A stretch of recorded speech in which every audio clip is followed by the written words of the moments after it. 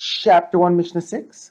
The Mishnah returns to the case of the redemption lamb that dies while still in the hands of the owner, discussed at the end of Mishnah 4, and presents a Tanaic dispute regarding the matter.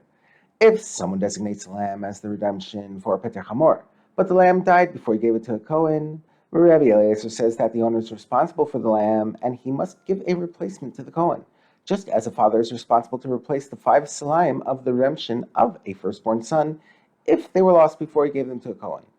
Just as the father is responsible for the redemption money of the firstborn son until the Kohen receives it, so too the owner of the Peter Chamor is responsible for the redemption lamb until the Kohen receives it. But the sages say the owner is not responsible for the lamb, just as the owner does not need to replace the redemption money of Meiser Sheni if it was lost before he brought it to Jerusalem.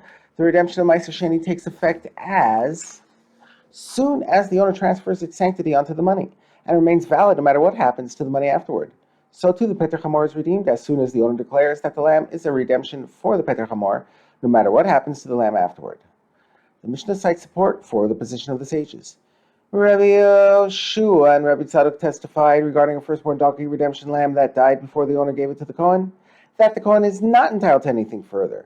This is consistent with the position of the sages that the owner has no obligation to replace the dead lamb since the Peter Chamor is already redeemed. The Mishnah discusses a case where the donkey died rather than the lamb. If the Peter Chamor dies after the redemption lamb was designated but before it was given to a Kohen, the law is subject to the same dispute. Rabbi Eliezer says the Peter Chamor is to be buried, and the owner is permitted to benefit from the lamb, i.e. the lamb remains the property of the owner. As long as the lamb is in the hands of the owner, the redemption does not take place.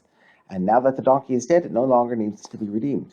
But the sages say the donkey need not be buried, since it was redeemed as soon as the redemption lamb was designated, and for the same reason the lamb must be given to a Kohen, since once it was redeemed, it belongs to the Kohen.